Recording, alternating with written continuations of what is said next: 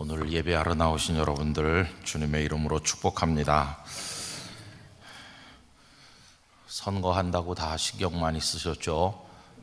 이제는 앞으로 우리가 해야 될 일은 하나님 앞에 기도하는 겁니다. 대한민국은 하나님께서 붙들어 주실 것이고, 북한과의 복음 통일도 하나님의 손안에서 될 것이고, 우리의 삶의 모든 영역은 하나님께 있습니다. 하나님만 의지하고 나라를 위해서 더 많이 기도하시기를 바랍니다. 오늘 읽은 말씀 가운데 재미있는 표현이 하나 나옵니다. 38절 보십시오. 시내산에서 말하던 그 천사와 우리 조상들과 함께, 그 다음에 보시면요, 광야 교회라는 표현이 나오죠. 광야 교회에 있었고, 누가 그렇다는 말입니까?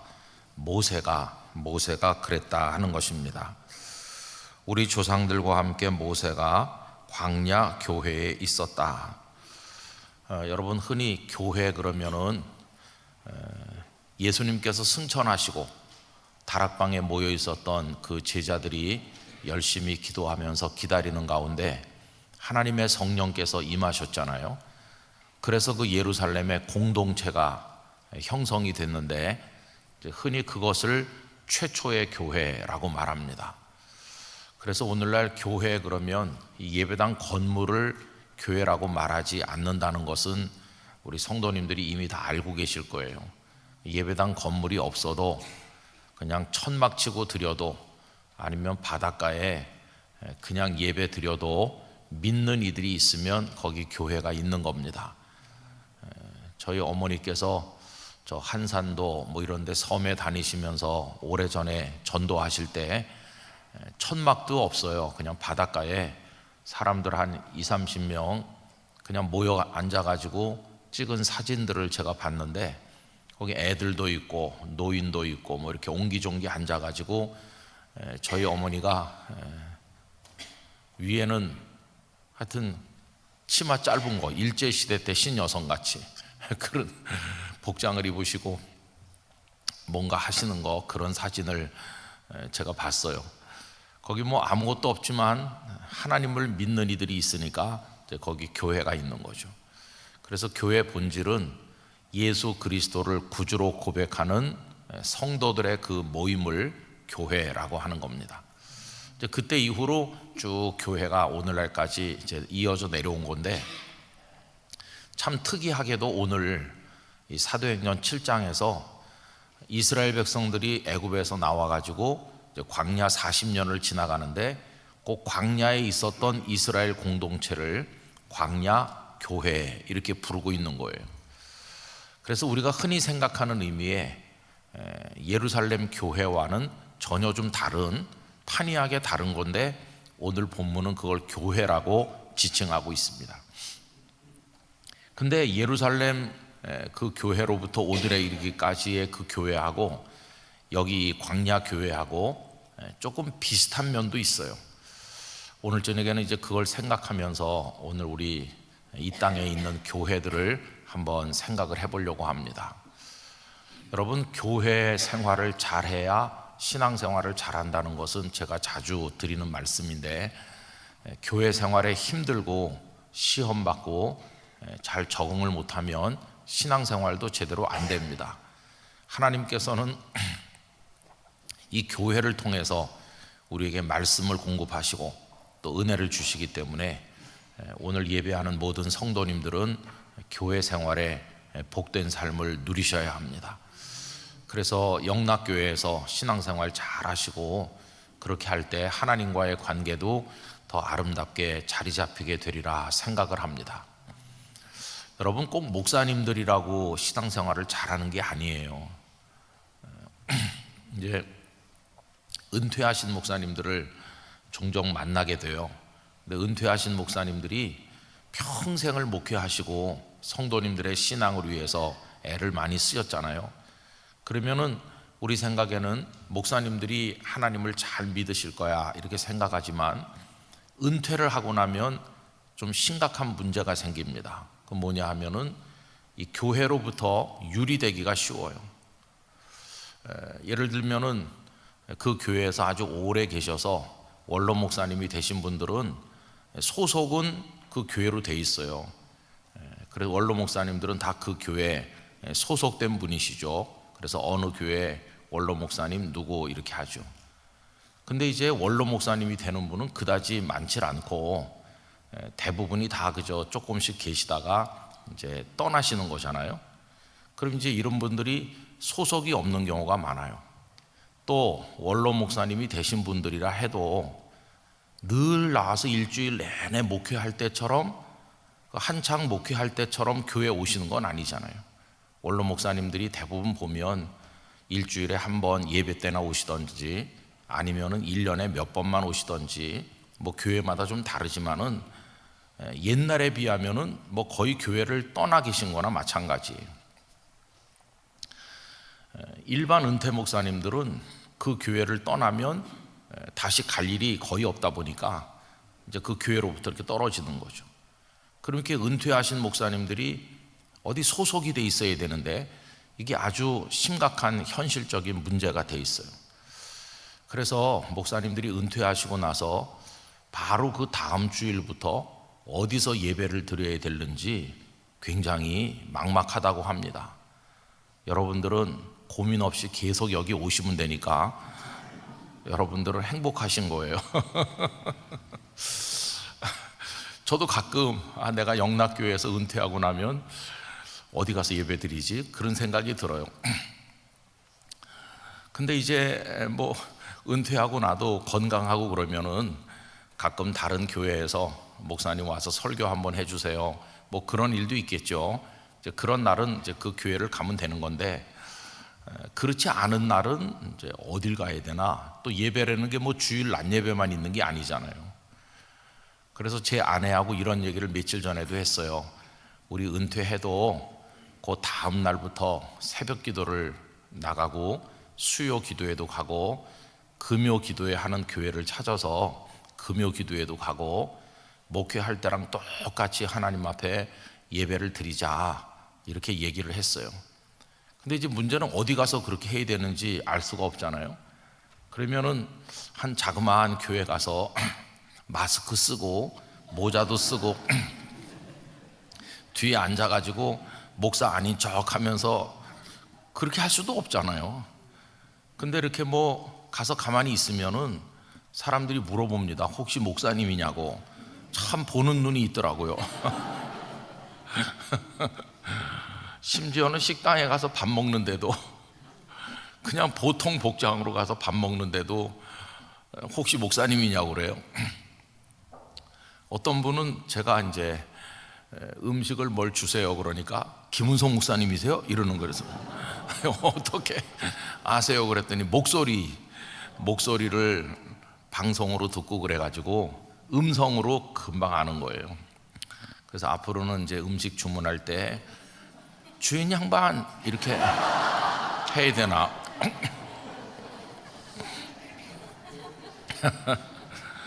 이제 우스운 얘기인데요. 그냥 웃으면서 하는 말이지만은 정말 그렇겠다. 당장 이게. 그리고 또 이제 그 교회 가서 계속 그 교회를 다니면 거기 목회하는 목사님께서 불편해 하실 수 있어요.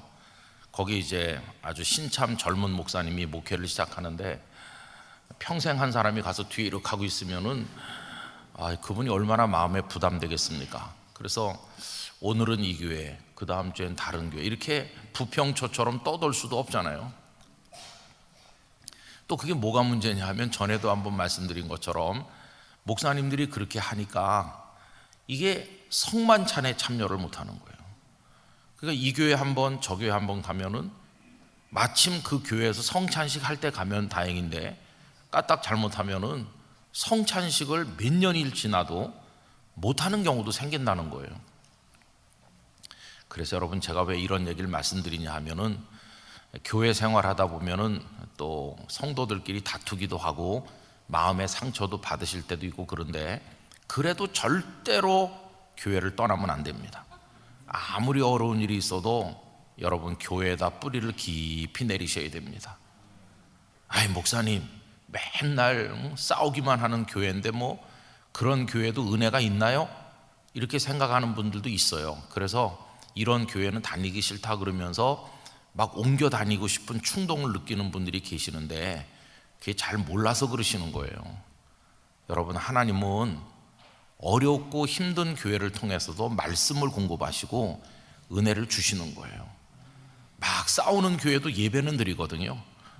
그리고 이제 그 싸우는 교회라도 내가 그 말씀에 집중하고 사람을 보지 말고 하나님께서 내게 들려주시는 말씀이다, 이렇게 아멘으로 받으면 은혜가 되게 돼 있어요.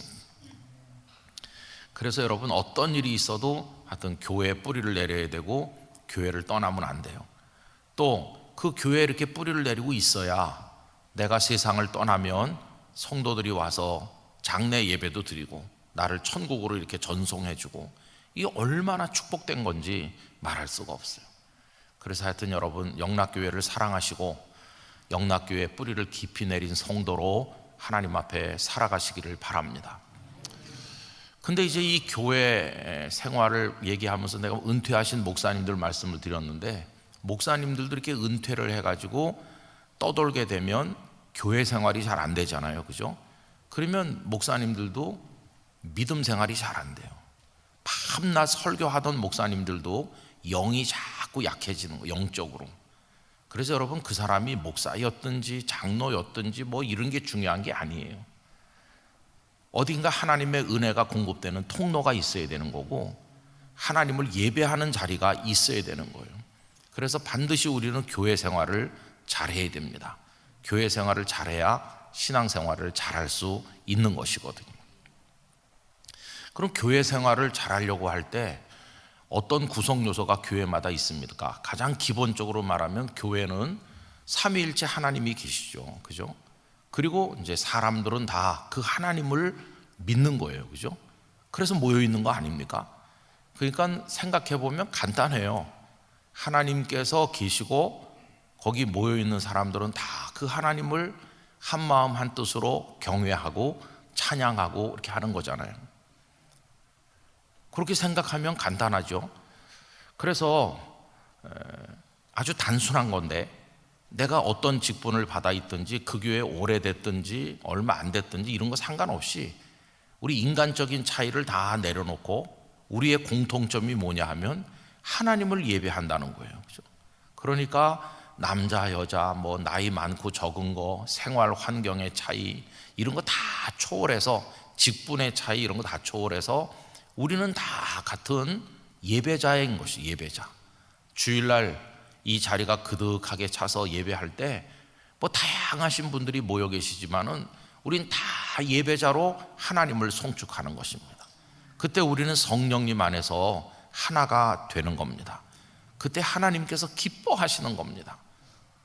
그런데 이제 교회를 가만히 들여다보면 이렇게 전부 하나여야 되는데 그게 그렇지 않죠.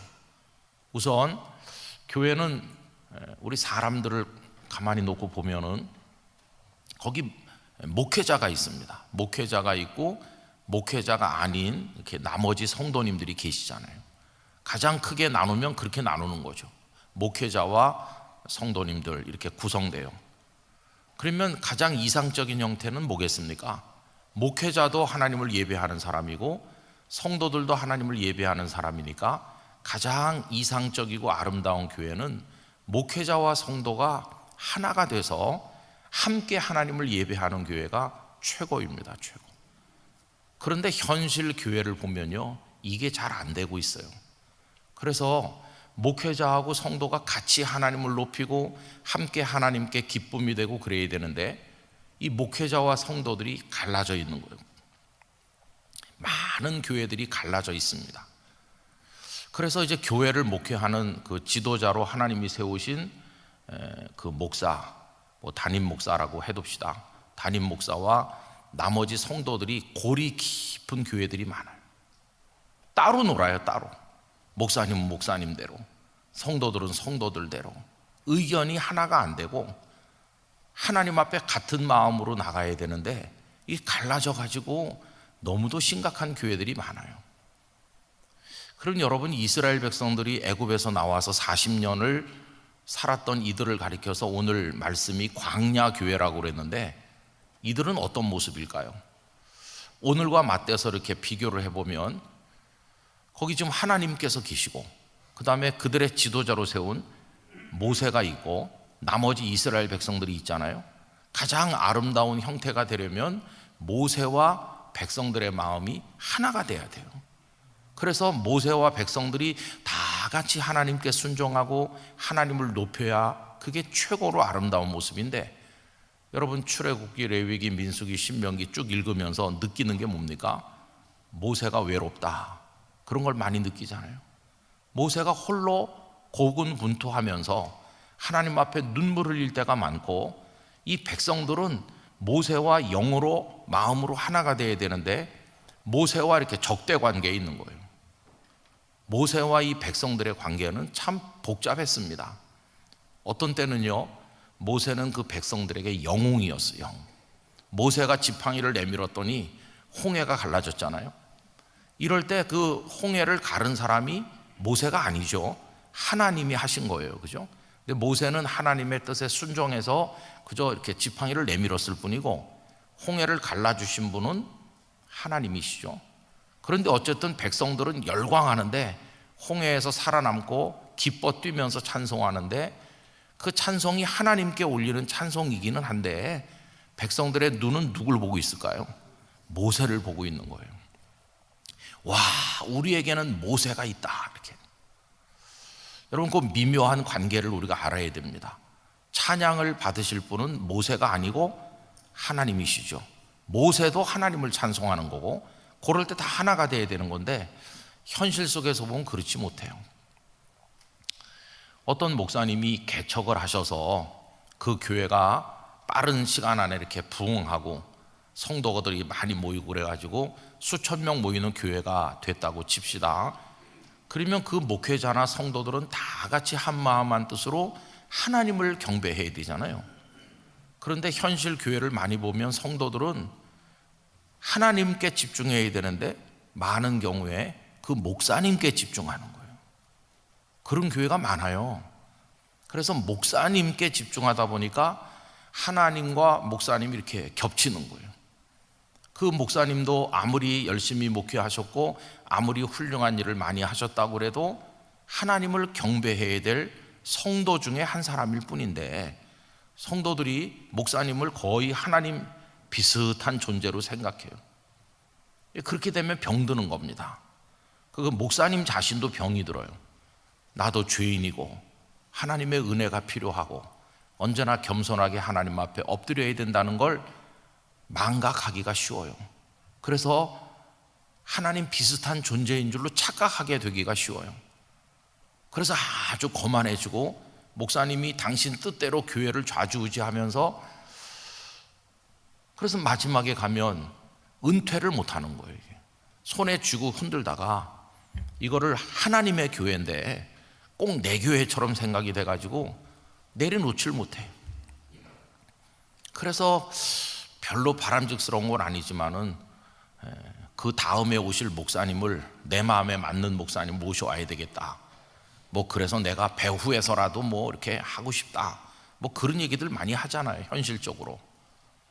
여러분, 그 사람이 아무리 대단한 목회자라 할지라도 그냥 하나님께서 잠시 쓰신 하나님의 도구고, 하나님께서 이제 무대에서 내려와라 그러면은 그냥 내려오는 거예요.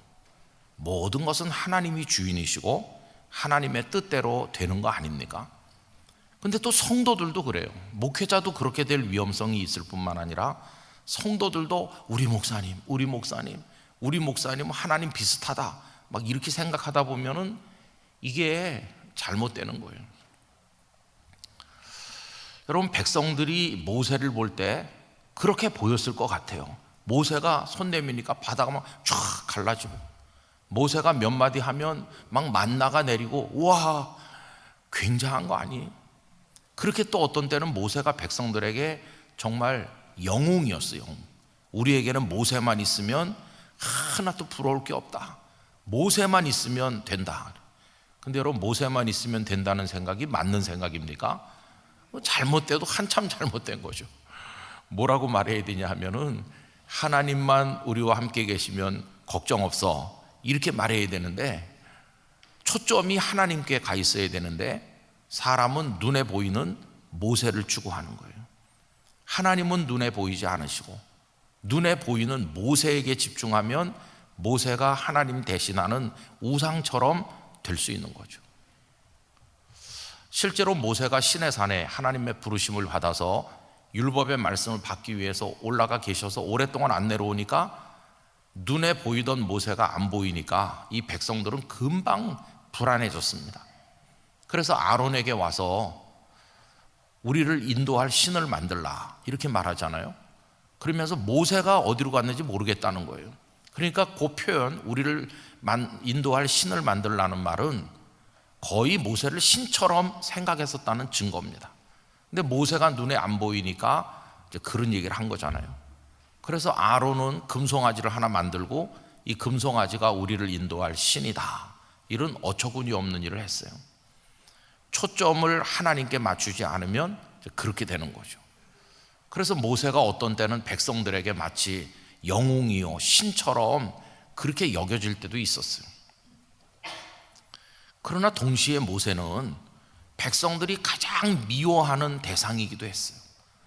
여러분, 가데스 바네아에서 정탐꾼들을 보냈다가 그 10명의 정탐꾼이 돌아와서 그 땅을 점령할 수 없다, 우리가 올라가면 불쌍한 우리 자식들이 다 죽고 멸망할 거다, 이런 식으로 말하니까 백성들이 목 놓아 울면서 저 모세가 우리를 데리고 나와서 다 죽게 한다 그러며 심지어는 돌을 들어서 모세와 아론을 쳐서 죽이려고 했어요.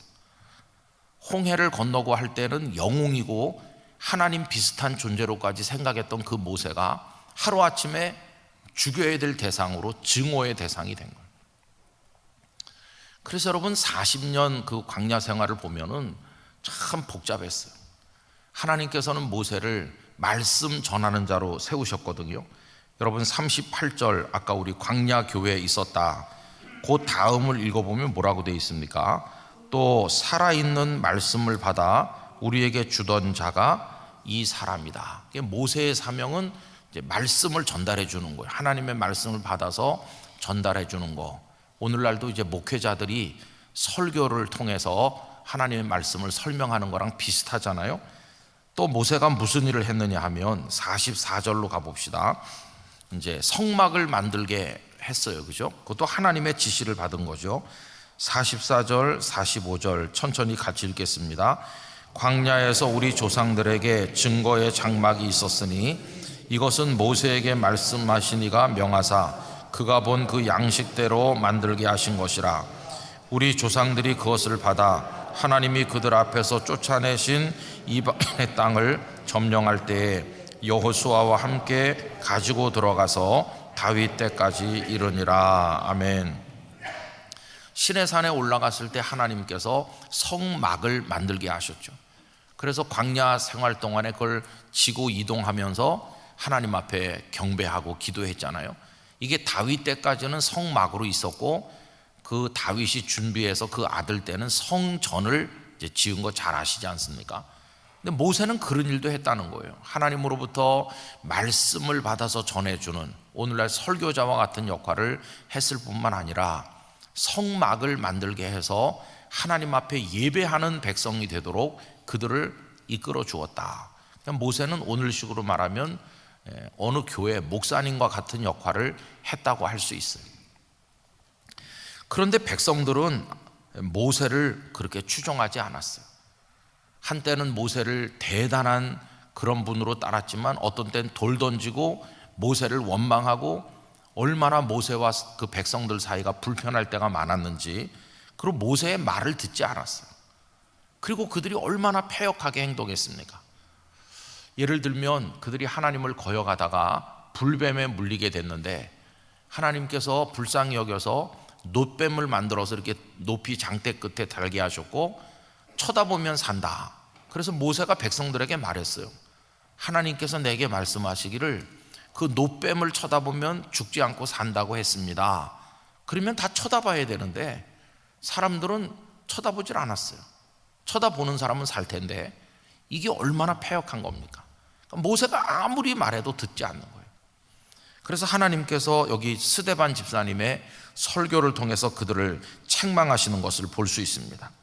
어떻게 그들이 모세에게 마음을 주질 않고 그 마음을 거절했나? 여러분 거기 39절에 보세요.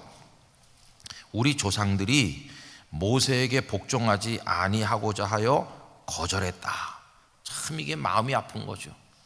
아까 제가 가장 아름다운 교회는 하나님을 높이는 교회여야 되고 나머지 사람, 그 사람이 목회자든 누구든 다 하나가 돼야 된다고 그랬는데 하나가 안 되고 그렇게 마음이 갈라지잖아요. 모세가 그렇게 열심히 그들을 인도하는데도 백성들이 보인 반응이 복종하지 아니하고자 하여 거절했다. 모세가 전하는 말씀을 다 거절하고 그 말씀을 듣지 않는 거예요. 그 마음이 도리어 애굽으로 향하여 차라리 애굽으로 돌아가자. 그게 가데스 바네아서 그런 거 아닙니까? 정탐꾼들의 얘기를 들은 백성들이 차라리 애굽에 살 때가 좋았어. 애굽으로 돌아가자. 그 결과가 어떻게 됩니까? 40절 아론더러 이르되 우리를 인도할 신들을 우리를 위하여 만들라. 애굽 땅에서 우리를 인도하던 이 모세는 어떻게 되었는지 알지 못하노라 하고 이렇게 했더니 그때 그들이 송아지를 만들었다. 아까 말씀드린 금송아지 그거 만들었잖아요. 이렇게 패역한 거예요. 그 결과가 어떻습니까? 42절 하나님이 그 백성들을 외면하셔서 화가 나신 거죠. 하나님이 그들을 그 하늘의 군대 섬기는 일에 버려두셨으니, 이 말은 하늘의 군대라는 건 온갖 잡신 우상들을 말하는 거예요. 우상들을 섬기는 일에 버려두셨다. 너희들 멋대로 해봐라. 하나님께서 화가 나신 거죠. 이는 선지자의 책에 기록된 바 이스라엘의 집이여 너희가 광야에서 40년간 희생과 제물을 내게 드린 일이 있었느냐. 그러니까 40년을 광야에서 성막을 만들어서 하나님께 제사했지만 마음에서부터 우러나오는 참된 감사의 제사를 드린 일이 너희에게 있었느냐. 하나님께서 이렇게 책망하신다는 겁니다. 43절 몰록의 장막과 신 레판의 표를 받들었으며, 이게 다 우상들 아닙니까? 이것은 너희가 절하고자 하여 만든 형상이로다. 내가 너희를 바벨론 밖으로 옮기리라 함과 같으니라. 그러니까 우리는 40년 광야 생활 동안에 그들이 만든 우상이 금송아지 우상만 있나 이렇게 생각하지만 여기 보면 다른 우상들도 있었다는 걸 알 수 있잖아요. 그러니까 그 40년은 참 복잡한 시간이었어요. 여러분 그 40년은요 하나님의 은혜의 시간이었어요. 홍해를 건넜죠. 만나와 메추라기를 먹었죠. 구름 기둥과 불 기둥이 인도하죠. 아말렉과 싸워서 이겼죠. 반석에서 솟는 샘물을 마시죠. 쓴 물이 단물된 일도 경험하기도 했죠. 그 광야 40년은 은혜의 시간이었어요. 그런데 은혜를 받는 그 백성이 하나님의 종 모세를 향해 돌을 던지고 하나님을 대항하면서 우상들을 만들고 이렇게 한 거예요. 은혜와 악행이 동시에 존재했어요. 우리는 하나님의 은혜를 받으면 아주 선량하고 진실한 하나님의 사람이 될 걸로 생각하지만 우리 속에 그 악한 그 본성이 은혜를 받으면서도 악을 행하고 하나님의 사랑을 받으면서도 못된 짓을 하기도 하고 그런다는 걸 알 수 있어요. 그런데 사람들은 늘 한쪽만 보는 거죠. 우리가 오늘도 만나를 먹었어요. 하나님은 우리 곁에 같이 계셔요. 오늘도 우리가 메추라기를 먹지 않았습니까? 이러면서 우리는 하나님이 사랑하시는 백성이지 이렇게 생각해요. 그리고 돌아서면 하나님을 대적하는 거예요. 이런 무서운 이중적 착각이 오늘날도 많이 있을 수 있어요. 나는 오늘도 주의를 지켰어요. 오늘도 내가 영락교회 재직으로 봉사했어요. 오늘도 내가 하나님 앞에 가서 찬양했습니다. 나 하나님의 백성이에요. 이렇게 하면서 돌아서서 또 내 나름대로 우상을 만들고 하나님을 대적하고 이렇게 얼마든지 할 수 있다는 거예요. 그러면서 이제 교회는 교회대로 하나님이 세운 말씀을 전달해주는 종과 성도들이 마음이 다 갈라지는 거예요. 요즘에도 돌 던지는 교회들 많이 있습니다. 그래서 많이 복잡해요. 그래서 목회자들과 성도들이 모여 앉아서 뭐가 잘못된 건가 이렇게 서로 대화도 하다 안 되면은 나중에는 교회가 해결을 못 해가지고 노회로 가서 우리 교회가 싸움이 벌어졌는데 좀 해결해 주세요. 그래가지고 뭐 재판도 하고 그래요. 교회 법정에서 재판해가지고 수습이 안 되면은 심지어는 사회법정, 믿지도 않는 사람들한테 가서 목사님, 장로님, 성도들이 서가지고 원고 피고가 돼서 안 믿는 판사한테 이렇게 하시오, 이런 재판을 받는 부끄러운 일도 많이 있지 않습니까? 여러분, 이런 게 너무나 안타까운 일이에요. 그래서 오늘 이 40년 광야 생활의 그 이스라엘 공동체를 광야 교회라고 부르시면서 그 모세와 백성 사이의 문제를 여기 지금 스데반 집사님을 통해서 알려주시는데, 이게 오늘날의 교회들의 문제를 아주 비슷하게 보여주고 있는 예표와도 같다 하는 생각이 듭니다. 그럼 여러분, 이걸 이제 읽으면서 우리가 받는 교훈은 뭘까요? 우리도 지금 광야 같은 세상을 살면서, 우리 인생을 살면서 지금 영락교회에 모여 있는 거고, 어떤 다른 분들은 또 다른 교회에 모여 있고, 또 거기도 모세의 역할을 감당하는 주의 종들을 하나님이 여기저기 세우셨고, 또 여기 우리 교회 성도도 있고, 지금은 제가 여기 지금 있어서 부족한 사람이 말씀을 전하기도 하고 여러분들과 같이 교회 일을 의논하기도 하고 이렇게 하는 건데, 저는 늘 이렇게 기도합니다. 교회가 아름다우려면은 목사든지 또 그렇지 않은 성도들인지 그리스도 안에서 하나가 돼야 되는 거죠. 그 목사님이 거기 있음으로써 무슨 개인적인 이득을 취할 게 뭐 있나요? 그냥 하나님이 두신 동안에 겸손한 마음으로 거짓되지 않게 인간의 말을 섞지 않고 하나님의 말씀만을 성도들에게 잘 이렇게 나눔으로써 성도님들이 실족하지 않고 하나님을 잘 믿으시도록 도와드리면 그걸로 족한 거예요. 그죠? 그래서 모세의 역할은 가나안에까지 이끌어 가는 것이었는데, 나중에 가나안 입구까지 가고 그 다음은 이제 여호수아가 한 건데, 오늘날도 목회자들의 사명은 천국이라고 하는 우리의 가나안으로 잘 갈 수 있도록 도와드리는 게 그 전부 다죠. 뭐.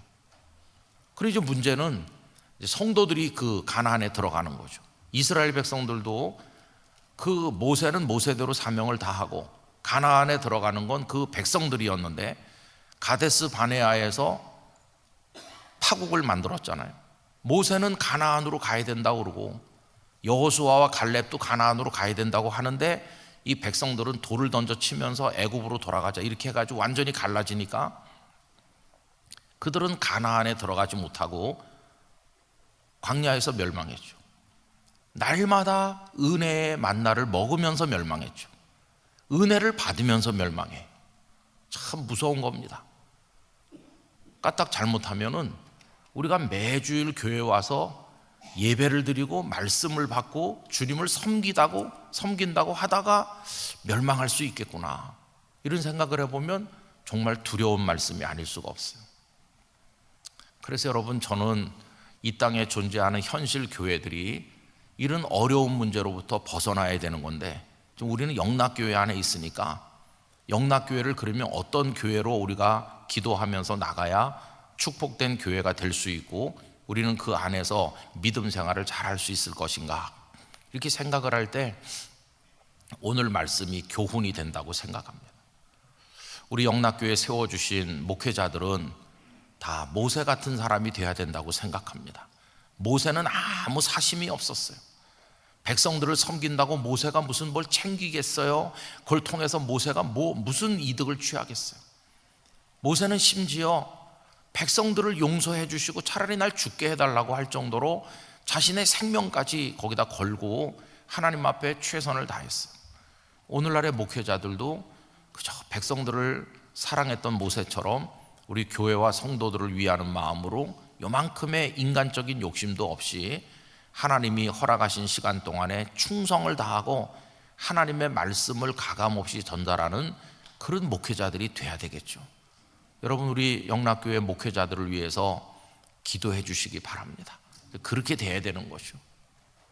그럼 성도들은 이제 어떻게 해야 될까요? 성도들은 하나님께서 모세를 통해 주신 말씀을 백성들이 따라야 했던 것처럼 오늘 이제 하나님께서 우리들에게 주시는 말씀을 따라서 온 교회가 하나가 돼가지고 영락이여 올라가라고 그랬으니까 우리의 목적을 향해서 올라가야 되겠죠. 일사불란하게. 때로 의견의 차이는 있을 수 있지만 그 의견의 차이가 서로를 미워하는 지경에 이르러 가지고는 절대로 안 되는 것이고, 성도끼리도 마찬가지죠.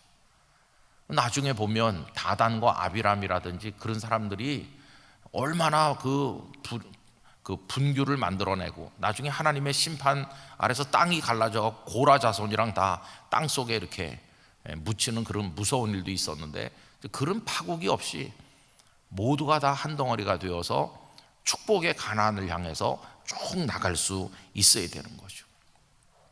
그래서 지난번 우리 특별 기도회 모일 때도 말씀드린 것처럼 영락교회에서 신앙생활 하시는 것이 우리 성도님들에게 행복하시기를 바랍니다. 그래야 되는 것이요.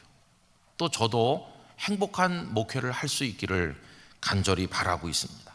그래서 그저 매주일 예배 시간이 기다려지는 거고, 우리 성도님들을 만나는 것이 반갑고, 우리 교회 성도들이 많으시기 때문에 일일이 개인적인 관계를 갖지 못하지만은 오며 가며 인사하고, 또 이렇게 어떻게 만나게 되면 또 같이 교제하고, 이렇게 하면서 우리의 목적은 다 같이 이 공동체가 우리의 가나안인 천국을 향해서 나아가는 거, 그러면서 하나님의 뜻을 이루는 거, 그게 우리의 목적이 아니겠어요? 영광을 받으실 분은 하나님 한 분밖에 없으세요. 다 모든 영광 하나님께 올려드리면서, 목사가 영광을 받는 것도 잘못된 거고, 어떤 사람이 자기 주장대로 해서 그 사람 중심으로 뭐가 돌아가는 것도 잘못된 거. 우린 다 하나님의 뜻에만 아멘 해야 되는 것이고, 하나님의 말씀 중심으로 영락교회는 뭉쳐야 되는 것이죠. 그래서 그 어떤 것도 뛰어넘어서 하나님의 영광을 나타내는 그런 교회를 만들어야 될 줄로 믿습니다. 모세가 회막을, 그 장막을 만든 다음에 늘상 거기 나가서 있었어요. 그 회막에 나가서 모세는 뭐 했을까? 저는 거기서 그가 끊임없이 기도했을 거라고 생각합니다. 하나님, 저에게 이런 사명을 주셔서 떨기나무 불꽃 가운데서 불러내요. 이 백성을 저에게 맡기셨는데 제가 이 사명을 생명이 다하는 그날까지 완수하게 하여 주시옵소서. 늘 모세는 그걸 기도했을 거예요. 그리고 백성들을 축복했을 거예요. 이 백성들이 하나님 앞에 패역하다 망하지 아니하고 반드시 가나안 땅에 들어가게 해주세요. 그걸 위해서 기도했을 거예요. 하나님의 진노를 받아서 가나안에 못 들어가고 40년 광야 생활 동안 광야에서 쓰러지는 백성들을 보면서 너무도 안타까워했을 거예요. 저들은 가나안에 들어가지 못하고 이 광야에 뼈를 묻는구나, 참 안타깝게 여겼을 거 아니겠어요? 그래서 모세의 그 40년 세월은 정말 무거운 짐을 지고 힘들었던 세월이겠다. 가시밭 같은 세월이었겠다. 그가 비스가산 꼭대기에서 가나안 땅을 이렇게 바라보면서 훌쩍 하나님의 부르심을 받아 떠났는데, 우리는 모세가 가나안 땅에 못 들어간 게 얼마나 아쉬웠을까 생각을 해보지만, 저는 가끔 이런 생각도 해봐요.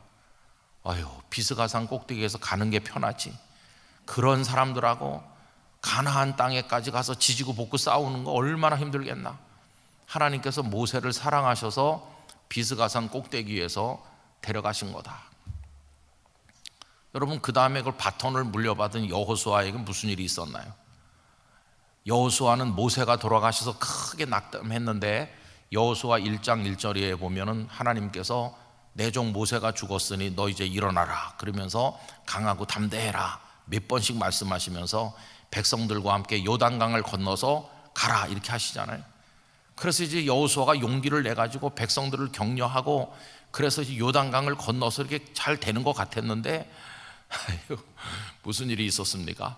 여리고성을 점령해 가지고 이제 막 시작을 하는 건데, 거기 또 재뿌리는 사람이 등장하잖아요. 아간이라는 사람이 다 훔쳐가지고 분명히 말했거든요. 여리고성의 모든 건 다 송두리째 불태워서 하나님 앞에 드려야 된다고 그랬는데, 그 불순종하던 광야 백성들의 DNA가 그냥 이어져 가지고 그 아간이라는 사람은 또 그걸 다 숨긴 거예요. 금덩어리고 외투. 조그만 성 그 아이성에 갔다가 참패하고 이런 일이 또 벌어졌잖아요. 여러분, 이거 보면은 그 속 썩는 거 모세가 이제 여호수아에게 넘겨준 거죠. 그건 여호수아 몫이었고 이제 모세는 비스가에서 떠나신 거예요. 이 광야 교회를 생각해 보면 오늘날 이 땅의 교회들도 광야 교회와 다를 바가 없구나, 그런 생각이 들 때가 있어요. 이걸 어떻게 극복을 하고 행복한 교회 생활을 우리가 할 수 있을까? 여러분, 끊임없이 교회를 위해서 기도해 주시기를 바랍니다. 그리고 우리 자신을 위해서 기도해야 되는 거예요. 내가 고라 자손처럼 되면 안 되고 다단과 아브람처럼 되면 안 되고, 내가 하나님의 뜻에 순종하면서 모든 성도와 다 같이 영으로 통하고 마음으로 하나가 되어서 하나님을 높이고 내가 하나님의 뜻을 이루는 성도가 되게 해 주시옵소서. 그런 기도를 끊임없이 드리셔야만 될 것입니다. 여러분, 사탄은요 어떻게 해서 이걸 갈라놓으려고 그래요. 그 민수기 25장에 보면은 그 앞에 선지자라고는 하는데 돈에 눈먼 발람 선지자가 와가지고 이스라엘 백성을 저주하려고 시도했던 얘기가 나오잖아요. 하나님께서는 그 발람의 입을 열어서 저주가 아니라 축복의 메시지를 전하게 하시고 그렇게 도와주시는데도 그 25장에 보면 모압과 미디안의 그 예쁜 여인들을 통해서 미인계를 썼을 때 어리석은 남성들이 홀딱 넘어가면서 우상도 숭배하고 그러다 전염병이 돌아가지고 많은 사람이 죽고 그런 일이 벌어지잖아요. 여러분, 사탄은 계속 우리를 유혹합니다. 그 발람 선지자, 이 발람 선지자가 그들에게 미인계를 쓰라고 다 이렇게 알려준 거 아닙니까? 지금도 사탄은 교회 공동체를 무너뜨리기 위해서 온갖 발악을 다 하고 있는 거예요. 좀 멀쩡한 교회가 하나 있으면 그 목회자를 쓰러뜨리려고 하든지, 여러분, 목회자들도 다 연약하잖아요. 많은 목회자들이 교만해져서 무너지든지 혹은 또 돈에 무너지든지 또 혹은 육체적 욕망에 무너지든지, 많은 목회자들이 권력과 또 연결돼 갖고 부패하든지, 많은 목회자들이 부패하도록 사탄은 계속해서 공격하고 사탕발림하고 그리고 또 성도들을 무너뜨리는 거예요. 교회에 불만을 가지게 만들고 우리 교회는 왜 그래? 이렇게 하는 거죠. 그래서 여러분, 이런 게 소소한 것들이 들어와 가지고 하나님의 교회를 파괴하면서 어떻게 해서든지 믿는 사람을 실족시키려고 사탄이 정말 우는 사자같이 지금 그렇게 하고 있는 시대에 우리가 영락교회에 모여 있는 거죠. 우리가 영적 울타리를 든든하게 쳐야 됩니다. 늘 깨어서 기도해야 됩니다. 이 교회는 어떤 교회입니까? 나만 몇 년 다니다 가면 되는 그런 교회가 아니고, 이 땅의 교회들은 내 사랑하는 아들, 딸이, 손자, 손녀가 여기서 예수님을 믿어야 될 그런 교회 아닙니까? 그래서 교회 토양이 척박해지고 맨날 싸움이나 일어나는 그런 교회가 돼가지고 그걸 물려주면 우리 자녀들이 어디서 어떻게 예수님을 믿겠어요? 그래서 정말 옥토 같은, 그리고 영양분이 많은, 날마다 살아있는 말씀이 공급되는, 성도들이 기쁨에 충만한 그런 교회를 우리가 눈물로 기도하면서 하나님의 은혜 가운데 갖고 나가서 내 자녀들에게 물려줘야 우리 자녀들이 여기서 또 살찐 그리스도인이 될 것이고 건강한 하나님의 사람으로 축복을 받을 거 아니겠어요? 그래서 이건 굉장히 심각한 것입니다. 내 자식을 사랑한다면 내 자식이 신앙생활해야 될 이 교회를 병들게 하면 절대로 안 되는 것이에요. 그래서 내 자식들이 믿어야 될 이 토양이 있는 그 교회이기 때문에 하나님, 내가 우리 자식들에게 뭐 억만금을 물려주지 못하지만 그들이 평생 행복하게 신앙생활할 수 있는 교회를 물려주고 싶습니다. 그러려면은 우리가 이 교회를 잘 갖고 나가야 되는 거죠. 영락교회뿐만이 아니죠. 이 땅의 많은 교회들을 위해서 매일같이 기도해야 될 이유가 바로 거기 있습니다. 저도 한국교회를 위해서 기도하지만 구체적으로 또 꼽아서 기도하는 교회들이 있어요. 제가 목회했던 교회를 위해서도 기도하고, 제가 전도사 노릇하던 교회를 위해서 기도하고, 저희 어머니가 세운 교회를 위해서도 기도하고, 이렇게 또 개인적으로 좀 관계가 있는 교회들이 있잖아요. 그런 교회들을 위해서 좀 더 깊이 기도하고, 이렇게 서로서로 다 하다 보면 우리 성도님들도 다 출신 교회가 있고 고향 교회가 있고 다 있으니까, 또 뭐 아드님이 전도사님이면 현재 그 아드님이 목회하는 교회 다 이렇게 얽히고 설키니까 우리가 기도를 그렇게 하면 하나님께서 이 땅의 교회들을 축복하여 주실 것이에요. 그러면서 우리가 행복한 하나님의 교회 성도로 살아가게 될 줄로 믿습니다. 우리 영락교회를 축복해 주시기를 간절히 축원합니다. 기도하겠습니다. 걸어가신 아버지 하나님, 이스라엘 공동체는 광야 교회라 불렸습니다. 오늘 저희들도 어떤 의미로 광야 교회와 같습니다.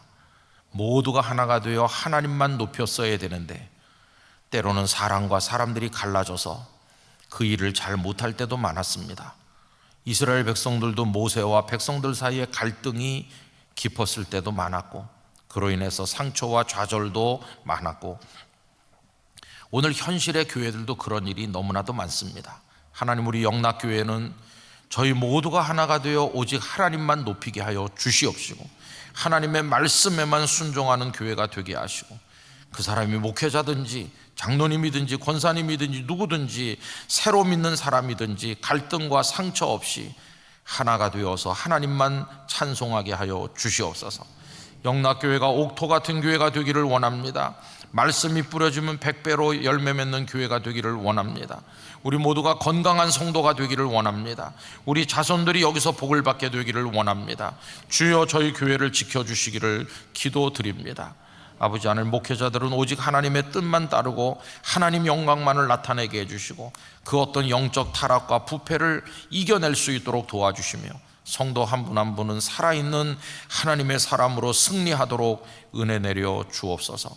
우리가 80주년 여러 가지 기념 행사를 하는데 그 일에도 하나님의 은혜를 더하셔서 영락교회가 더 아름답게 하나님을 섬기는 일에 초석이 되게 하여 주시옵소서.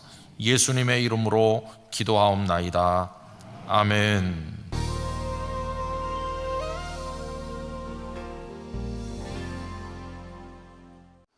예수님보다 더 귀한 분은 우리에게 없는 줄로 믿습니다. 주님 안 계시면은 참 불쌍한 존재죠. 이제 나이가 들면서요, 가족들도 한 분 한 분 다 세상을 떠나시고 또 가깝게 지내던 친구들도 이제 한 분 한 분 다 세상을 떠날 때가 오는 거 아닙니까? 이렇게 나와 가깝던 이들이 언제까지나 내 곁에 있을 것 같던 이들이 다 떠나고 나면은 정말 참 인생이 허망한 것이죠. 다 떠나고 누가 있나 하면 여러분, 우리 주님이 계신 거예요. 주님은 떠나시는 분이 아니시거든요. 영원히 우리와 함께 계신 분이 주님이시죠. 정말 주님보다 더 귀한 존재는 없습니다. 그래서 이 찬송은 참 언제 불러도 너무나도 귀한 찬송인데 우리 영락교회 성도들의 진정 어린 고백이 되기를 원합니다. 이스라엘 백성들이 애굽에서 나와서 광야를 지나다가 이제 시내산 아래 도착을 했을 때 하나님께서는 모세를 통해서 큰 것 두 가지를 말씀하셨죠. 하나는 십계명을 비롯한 많은 말씀들을 주신 것이고요, 또 하나는 하나님 앞에 경배하고 기도하도록 하기 위한 성막을 만들게 하셨어요. 그래서 모세는 백성들에게 하나님께 받은 말씀을 다 전달을 했고, 그리고 이제 성막을 이렇게 만들어라, 일일이 그 크기는 어느 정도고 모양은 어떻고 재료는 뭘로 할 것인지 다 일러주고, 또 하나님의 성령 안에서 남다른 달란트가 있었던 부살렐, 오홀리압 이런 사람들을 선발해서 여러 가지 그 성막에 필요한 것들을 만들게 했습니다. 그래서 애굽에서 나온 지 2년째 되던 해 1월 1일에 그 성막을 하나님 앞에 올려드렸어요. 정월 초하루에 성막을 봉헌했다는 건 큰 의미가 있죠. 하나님을 경배하는 일을 이제 시작하게 된 겁니다. 그래서 광야 40년 동안에 성막을 계속 운반해서 모시고 다녔죠. 근데 그때는 왜 성막이었을까 생각을 해보면, 광야는 계속 이동하는 곳이니까 펼치면은 성막이 되고 다시 또 분해를 하면 이동할 수 있는, 광야에서는 어쩔 수 없이 성막일 수밖에 없겠다, 이렇게 이해가 돼요. 그런데 좀 특이한 것은 이제 여호수아가 백성들과 함께 가나안 땅에 들어가서 그들에게 땅을 다 이렇게 분배를 해주고 또 얼마 후에는 이제 분배를 받지 못했던 백성들도 가나안 백성들을 몰아내고 땅을 차지하지 않았습니까? 그때쯤 되면 하나님께서 그 백성들에게 이제는 더 이상 너희들이 이동하지 않을 것이니까 성전을 지어라 라고 요구하실 수도 있을 것 같습니다. 성막은 백성들이 자발적으로 지었다기보다는 시내산에서 하나님께서 모세에게 만들라고 해서 만든 겁니다. 그러니까 그 만들라고 하는 명령이 하나님으로부터 온 것이지 사람이 아이디어를 내가지고 하나님 앞에 성막 만들까요? 이렇게 한 게 아니에요. 하나님이 결정하셔서 하나님께서 성막을 만들어라 하신 것이었어요. 그런데 성막을 만들라고는 하셨는데 가나안 땅에 정착을 한 이후에도 웬일인지 하나님께서는 성전을 지으라 하는 요구는 하지 않으셨어요. 성전은 어떻게 해서 짓게 됐냐 하면 하나님의 명령으로 짓게 된 게 아니고 다윗이 하나님께 받은 은혜가 하도 크니까 내가 하나님 앞에 성전을 지어 드리고 싶습니다. 사람이 하나님께 말씀드린 거예요. 여러분, 이건 굉장히 중요한 겁니다. 우리들은 당연히 성막 다음에는 성전일 거라고 생각해요. 성막은 이동하기 때문에 어쩔 수 없이 초라하게 만든 건데 이제 가나안 땅에 들어가서 자리를 잡은 다음에는 하나님께서도 다른 이방의 우상들의 신전처럼 아주 화려하고 또 웅장한 성전을 지으라고 요구하실 수 있을 것 같은데 하나님께서는 일절 요구하지 않으셨어요. 다윗이 자발적으로 한 거예요. 그러니까 만약에 다윗이 성전을 지어드리고 싶다는 생각을 안 했다면 아마 이스라엘에는 성전이 없었을 가능성이 있어요. 그래서 다윗이 그런 발상을 했으니까 하나님께서 너는 준비만 하고 네 아들 솔로몬이 지어라 해가지고 지은 것이지, 다윗이 그런 생각을 안 했더라면 성전이 없었을 가능성도 있어요. 그럼 계속 무엇이 대신하겠습니까? 광야에서 메고 다녔던 성막으로 계속 사용했을지도 몰라요. 여러분, 성막은 가나안 땅에 들어간 다음에 실로라고 하는 곳에 설치되어 있었습니다. 물론 그 다음에는 성막도 더 이상 이동하지 않았죠. 실로에다가 그냥 계속 모셔놓고 사무엘이 태어날 때 제사장이 엘리인데 엘리가 그 실로의 성막에 있었고 사무엘의 아버지 어머니가 실로에 와서 하나님 앞에 제사를 드리고 기도를 하고 사무엘을 낳는 기도의 응답을 받은 것도 그 실로의 성막에서였지 않습니까? 그런데 나중에 이제 블레셋과 이스라엘이 전쟁을 벌이게 될 때 전쟁터에 언약궤를 모시고 나가면 승리할래나 이런 어리석은 기대를 가지고 언약궤를 모시고 나갔다가 패전했고 언약궤마저도 블레셋 사람들에게 뺏기는 수모를 이스라엘이 겪게 되죠. 그리고 그 이후에 이제 언약궤가 돌아오게 되었는데 그게 기럇 여아림에 오랫동안 있었고 또 좀 방치돼 있었죠. 그랬다가 다윗이 왕이 된 다음에 다윗성에 그 언약궤를 모셔 올렸어요. 그래가지고 얼마 동안 있다가 이렇게 있을 게 아니라 성전을 지어드리고 싶다 이렇게 한 거죠. 그래서 여러분, 우리는 이 성막과 성전을 조금 비교를 해볼 필요가 있어요. 성막하고 성전을 비교해 보면 여러 가지로 비교가 됩니다. 성막은 그냥 천막이니까 초라하고 좀 그렇죠. 반면에 성전은 아주 웅장하고 금으로 다 입혔어요. 우리가 그 성전을 짓는 대목의 성경 말씀을 읽어보면 돌로 다 하고 그 다음에 백향목으로 다 하고 그걸 다 금으로 싸가지고 입혔어요. 솔로몬이 그 아버지 다윗이 준비한 엄청난 것들을 다 동원해가지고 정성을 다해서 성전을 지은 거예요. 그러니까 초라하고 웅장하고 화려하다, 그렇게 성막과 성전을 비교할 수 있어. 또 가장 큰 비교는 성막은 아까도 여러 차례 말씀드린 것처럼 이동하는 겁니다. 이동하는 거. 오늘은 이곳에, 내일은 저곳에. 그런데 성전은 거기다 이렇게 지어 놓으면은 더 이상 이동하는 게 아닙니다. 계속 그곳에 있는 거죠. 그죠? 시온산에 성전을 지어 가지고 계속 있는 거예요. 그럼 여러분이 이동하는 것과 더 이상 이동하지 않고 머물러 있는 것, 이렇게 비교를 해보면 어떤 것이 영적으로 우리 인생과 더 가까운가 생각을 해보면 이동하는 성막이 훨씬 더 우리의 인생을 잘 보여주고 있습니다. 왜냐하면 우리들의 인생이라고 하는 건 한 곳에 정착해 있는 게 아니라 끊임없이 이동하기 때문입니다. 여러분, 사람이 공간적으로 말하면 태어난 곳에서 죽는 사람은 거의 없습니다.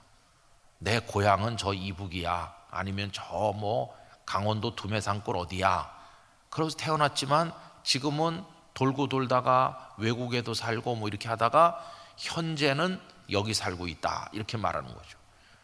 근데 현재 살고 있는 곳이 앞으로 세상 떠날 때까지 살 곳이라는 장담을 우리는 할 수 없어요.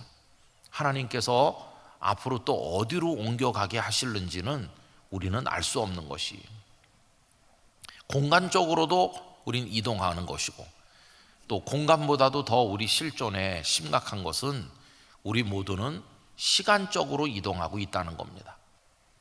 갓난아기 때 우리들은 작은 모습으로 한 살이 되었죠. 그죠? 태어나서 한 살, 그러다가 2살 되고 3살 되고, 이게 시간 속을 이동하는 시간 여행자로 우린 살아가고 있습니다. 그래서 나이가 50, 60, 70, 80 되는 거죠. 그 시간의 흐름 속에서 우리의 모습도 달라져서 요만했던 갓난아기가 어른이 돼서 등치가 커지고, 그러더니 또 그 등치가 노인이 되면 다시 작아지면서 기력이 떨어지고, 우린 그런 또 시간의 이동을 하고 있어요. 이스라엘 백성들의 조상은 아브라함, 이삭, 야곱 이런 분들이신데, 그분들은 직업이 유목민이었습니다. 유목이라고 하는 것은 한 군데에 머물러 있지 않아요. 풀이 있는 곳을 찾아서 계속 끊임없이 이동하는 겁니다. 그래서 그들이 유목민이었다고 하는 것과 생각을 해봐도 성막이 오히려 어울리는 것이고, 우리가 시간의 여행을 하면서 늙어가는 시간의 순례자라고 하는 차원에서도 이동한다고 하는 게 훨씬 더 우리와 가까워요, 영적으로. 근데 성전이라고 하는 것은 웅장하고 화려하게 지었는데 더 이상 이동하지 않아요. 여러분, 이동하는 것과 이동하지 않는 것의 또 다른 차이는 뭐냐 하면, 이동하는 사람은요, 짐이 가볍습니다. 많은 짐을 가지고는 이동하기가 어렵거든요. 그래서 최소한의 필요한 것만 가지고 옮겨 다닙니다. 우리가 가끔 텔레비전에서 몽고 같은데 그 사람들 사는 모습이 나오잖아요. 그럼 몽고 사람들이 몇 달씩 이동하면서 그 짐승들을 몰고 다니는 삶을 보면 그 안에 물건이 별로 없어요. 끓여 먹는 최소한의 도구하고, 그리고 의복 몇 벌이 전부 다지, 가지고 다니는 게 별로 없어요. 이동해야 되니까. 그런데 여러분, 정착하는 건 어떻습니까? 우리가 다 경험하고 있는 바죠. 여러분, 아파트 새로 사서 이사 가시게 되면은 예전에 살던 집에 있던 물건 한 반은 버리실 거예요. 한 반은. 그 버리는 것도 굉장히 힘든 겁니다. 그래가지고 처음에 아파트에 가서 딱 최소한의 물건만 정리해 놓고, 야, 이제 좀 인간답게 살아봐야지, 이렇게 생각을 했는데, 거기서 5년, 10년 집이 낡아지는 것과 함께 집에 쌓여가는 것도 많아요. 나중에는 온 방 안에 물건이 얼마나 많은지 발 디디고 다닐 틈도 없을 만큼 잔뜩 쌓아놓고 살기도 해요. 그 다음번에 이사 가는 게 두렵죠. 그렇죠? 그 정착은 그런 거예요. 뭐가 자꾸 이렇게 쌓여 나가요. 근데 그 쌓여 나가는 것들이 값지고 소중한 것들이라기보다는 거의 90%는 버려야 될 것들이 쌓이는 거예요. 근데 그 영적으로 말해보면 영적으로도 똑같습니다.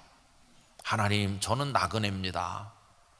제 인생이 여기서 영원히 머물 게 아니고 하나님이 부르시는 날이 되면 저는 곧 떠날 사람입니다.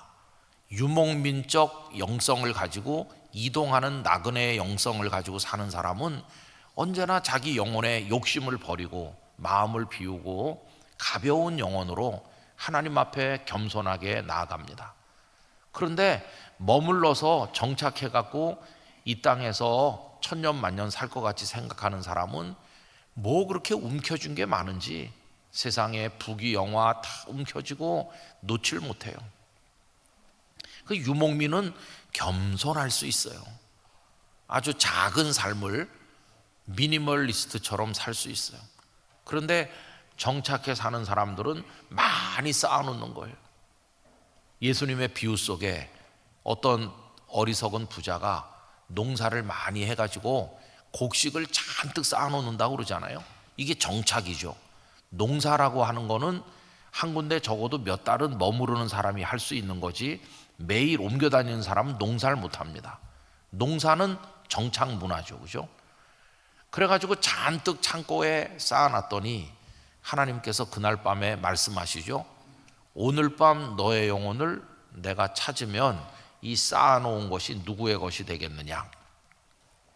근데 거기 하나님의 말씀에서 오늘 밤 너의 영혼을 찾는다는 게 뭡니까? 이동하는 겁니다. 너 지금 이 세상에 있지만 내가 너를 부르면 너는 이동해야 돼. 어디로? 세상을 떠나서 이동하는 거예요. 우리가 평생 이동하는 것 중에 가장 먼 이동이 이 세상을 떠나서 가는 이동이죠. 그거보다 더 두렵고 원거리 이동은 없을 거예요. 언젠가 우리는 이 세상을 떠날 겁니다. 그래서 표현할 때 아유 그분이 세상 떠나셨대 이렇게 말하잖아요. 세상을 떠나셨다는 거예요. 그 표현, 그 말을 가만히 생각해 보면 참 의미가 있잖아요. 세상을 떠나셔서 어디론가 간 거예요. 어디로 갔는지는 그 다음 문제인데 하여튼 떠났다. 떠난다는 게 뭡니까? 이동한다 그런 거죠, 그죠? 그래서 이 성막하고 성전이 우리에게 주는 그 어떤 뉘앙스, 의미, 어떤 영적인 것을 고찰을 해보면 이런 얘기들을 많이 할 수 있어요. 그래서 어떤 사람들은 다윗이 성전을 지은 것을 귀하게 여기기는 해요. 다윗이 하나님께 감사하고 하나님을 사랑하는 마음으로 성전을 지어드리겠습니다 한 거니까 그 마음이 참 귀하다. 하나님께서도 다윗의 그 마음을 기뻐하셨고 축복하셨잖아요. 귀하긴 한데 아까 서두에서 말씀드린 것처럼 하나님께서 지으라고 한 건 아니었다는 거예요. 여러분 이걸 우리 잘 생각해야 됩니다. 왜 하나님께서 가나안 땅에 그들이 정착했는데도 그 이방의 많은 우상의 신전들을 짓는데 하나님 왜 성전을 지으라고 하지 않으셨을까? 몇 가지 이유가 있다고 생각해요. 우선 하나는 하나님은 위대하신 분이시기 때문에 인간의 손으로 만든 그 건물 안에 계실 분이 아니에요. 온 우주 만물이 하나님의 집이고 온 우주 만물도 하나님을 다 모실 수가 없어요. 하나님은 우주보다도 크신 분이시니까. 이 우주 만물은 기껏해야 하나님의 말씀 한마디로 지어진 것에 불과하잖아요. 그러니까 하나님은 모든 것 위에 계시기 때문에 성전 지어라 이런 그런 거 요구하실 필요도 없으신 분이세요. 그래서 요구하지 않으신 거예요. 다윗이 성전을 짓겠다고 하는 걸 기뻐하긴 하셨으나 성전이 꼭 필요해서 기뻐하신 게 아니에요. 그냥 그 마음을 기뻐하신 거지 하나님은 그래서 성전을 지으라고 하진 않으셨어요. 그럼 여러분 왜 성막은 지으라고 하셨을까요? 성전을 지으라고 하시지 않으신 하나님께서 왜 모세를 통해서 성막을 지으라는 말씀은 그럼 왜 하셨지? 이렇게 생각할 수 있잖아요. 그거는 우리가 착각하지 말아야 되는데 하나님을 위해서 성막을 지으라고 한 게 아닙니다. 성막은 백성들을 위해서 만들라고 하신 겁니다. 왜요? 성막에 나와서 하나님 앞에 경배하라고, 그래서 복을 받으라고, 백성이 복을 받도록 하기 위해서, 또 성막에 나와서 기도하라고, 기도해서 은혜를 얻으라고 하시려고 그들이 예배할 수 있고 기도할 수 있는 장소를 준비해 주시려고 그들을 위해서 성막을 만들라고 하신 거지, 그게 없으면 하나님이 굉장히 고통스럽기 때문에 성막 좀 만들어 주겠니? 이런 게 아니에요. 여러분, 모든 것이 하나님 당신을 위해서가 아니라 우리를 위해서 말씀하신다는 걸 알아야 됩니다. 우리를 사랑하셔서 우리를 위해서 성막을 지으라고 하신 거예요. 근데 당신을 위해서는 온 우주 만물도 하나님을 다 모실 수가 없는 거니까 그래서 성전을 지으라는 그런 말씀들은 안 하신 거예요. 그런데 성전이 지어졌잖아요. 다윗의 그 마음을 기뻐하신 하나님께서 너는 손에 피를 많이 묻혔으니까 네 아들이 짓도록 해라. 다윗은 직접 성전을 짓지 못하는 걸 아쉬워하면서 온갖 성전 건축에 필요한 걸 다 준비했어요. 성전 건축의 설계도, 거기 들어가는 많은 물자들, 은금 보화들 다 모아놓고 성전이 완공된 다음에 제사장들은 어떻게 섬기고 레위 사람들은 어떻게 섬기고 찬양대원은 어떻게 찬양을 할지 4,000명이나 찬양대원들을 조직을 하고 다 정해가지고 아들한테 딱 넘겨준 거예요. 네가 이제 왕 되면 요대로 해라, 이렇게. 근데 여러분 참 이상하죠. 성전을 금으로 막 웅장하게 으리으리하게 지어놓고 나니까 어떻게 됐나요? 하나님께서 막 굉장히 기뻐하시면서 감동받으셔가지고 어쩔 줄 몰라 하셨나요? 아닙니다. 하나님은 굉장히 냉정하셨어요. 성전을 완공해가지고 온 백성이 모인 곳에서 솔로몬이 봉헌의 기도를 드렸어요. 하나님, 우리가 성전을 지어드렸습니다. 이렇게 했는데 그날 밤에 하나님께서 솔로몬에게 나타나서 수고했다. 이제부터 그 성전에 내 이름을 두도록 하겠다. 여러분, 하나님의 이름을 두신다고 그랬어요. 이게 무슨 말이냐면 이제 여호와 하나님의 성전이다, 이렇게 불리도록 해주겠다는 거예요. 그러나 당신의 이름을 두시겠다고 그랬지 당신이 그 안에 계시겠다고 하진 않으셨어요. 하나님은 온 우주 만물도 다 모실 수 없이 크신 분이니까 단지 내 이름으로 그 건물이 불려지도록 해주겠다. 사람들이 그 건물을 볼 때 여호와의 성전 이렇게 부를 수 있도록 해주시는 거예요. 그리고 거기 와서 기도하면 내가 그 기도를 들어주겠다, 이렇게 하셨어요. 당신이 거기 계시는 집이 된 게 아니라 그 성전 지은 그 마음을 기뻐하시면서도 그 성전은 너희들을 위한 성전이다. 너희가 와서 예배하면서 복을 받고 너희가 와서 기도함으로써 내 은혜를 입고, 성전을 지은 마음은 받으시지만 그건 너희들을 위한 성전이다, 이렇게 하셨어요. 그런데 사람들은 참 이상하죠. 성전을 짓고 나니까 무슨 생각이 들었냐 하면은 와, 이 건물이 굉장하네요, 이렇게 감탄하잖아요. 그럼 옆에 있던 사람이 뭐라고 말하냐 하면은 이렇게 말하는 거죠. 우리가 지었어요, 이렇게. 그러면서 아주 의시되는 거예요. 이거요, 우리가 지었어요. 여기 금으로 입힌 거 누가 한지 아십니까? 우리 아버지가 입힌 거예요. 우리 아버지가 기술이 얼마나 뛰어난지, 저 백향목을 베어가지고 올 때 우리 아버지가 레바논까지 가서 백향목을 베어왔어요. 두로왕 히람의 그 일꾼들하고 우리 아버지가 같이 일한 거예요. 뭐 이런, 그렇게 자랑하는 거예요, 자랑. 그래서 하나님께서 지으라고 하신 적도 없는데 사람이 원해서 지은 성전인데도 불구하고 마치 하나님께서 지으라고 하셔서 지은 것인 양 착각하면서 하나님, 우리가 굉장한 거 해드렸죠, 이렇게 자랑하는 거예요. 그러면서 성전이 타락의 온상, 교만의 온상이 되는 거예요. 여러분, 나중에 예수님 당시에 성전은 어떻게 됐습니까? 솔로몬의 성전은 바벨론 느부갓네살 왕에게 망할 때 무너져 버렸죠. 그리고 포로에서 돌아온 사람들이 수르바벨이 중심이 돼갖고 솔로몬 성전보다는 영 초라한 두 번째 성전을 지었는데 마음은 똑같았어요. 우리가 하나님 앞에 또 성전을 지어드린다, 이 교만. 그 다음에 예수님 당시에 와가지고는 그 헤롯이 유대인들의 환심을 사기 위해서 그 스룹바벨이 지은 성전이 규모가 자꾸 초라하니까 그거를 확대해가지고 어마어마한 성전 건축 공사를 벌이고 있었어요. 그래서 예수님과 제자들이 어느 날 성전에 갔을 때 제자들이 그 우람한 성전을 보면서 와, 이 건물 좀 보십시오. 이 돌들이 얼마나 대단합니까? 이러면서 감탄했잖아요. 그때 예수님 뭐라고 했습니까? 그 돌이 돌 위에 포개지지 않고 무너질 거라고. 여러분, 하나님께서 성전을 제발 좀 지어주겠니? 그래가지고 지은 거라면 그 성전이 돌 위에 돌 하나도 덧놓이지 않고 무너지도록 놔두실까요?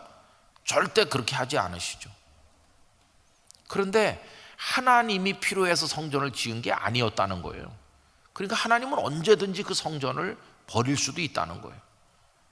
솔로몬이 성전을 지어 바칩니다 한 그날 밤에 하나님이 냉정한 말씀을 하셨다고 아까 그랬는데 무슨 말씀 하셨냐 하면요, 성전 잘 받았다, 거기다 내 이름을 두겠다 하시고는 그 다음에 보면 뭐라고 되어 있냐면은 너희가 범죄하면 내가 버릴 거다. 그래서 모욕거리가 되게 하겠다. 지나가는 사람들이 이 성전이 왜 이렇게 다 무너졌습니까? 그러면 그 백성들이 하나님을 배신해서 그렇습니다, 이렇게 말하게 하겠다. 여러분, 성전을 지어서 봉헌한 바로 그날 밤에 하나님은 무너뜨릴 수도 있다고 경고하시는 거예요.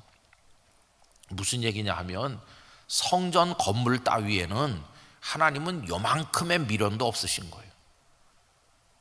단지 다윗이 하나님을 경외하고 하나님을 사랑해서 성전을 지으려고 했던 그 마음을 귀하게 보신 거지, 그 성전 건물 따위에는 하나님 관심이 없으셔요.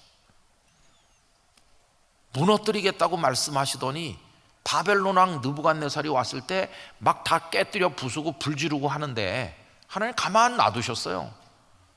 느부갓네살 왕을 향해서 감히 여기가 어딘데 이렇게 하냐, 이렇게 하지 않으시고 다 무너뜨려라 이렇게 하셨어요. 걸음더미가 되게 하셔도 가만 놔두셨어요. 나중에 스룹바벨이 성전을 짓고 헤롯이 와가지고 예수님 당시 때 막 굉장한 건물을 짓지만 예수님께서 돌 위에 돌 하나도 덧놓이지 않고 무너질 거라고 말씀하는 거는 하나님은 성전 건물 따위에는 아무 관심이 없다는 걸 얘기하는 거예요. 그런데 예수님 당시에 성전 그 종교 지도자들, 대제사장 이런 사람들은 무슨 착각을 했습니까?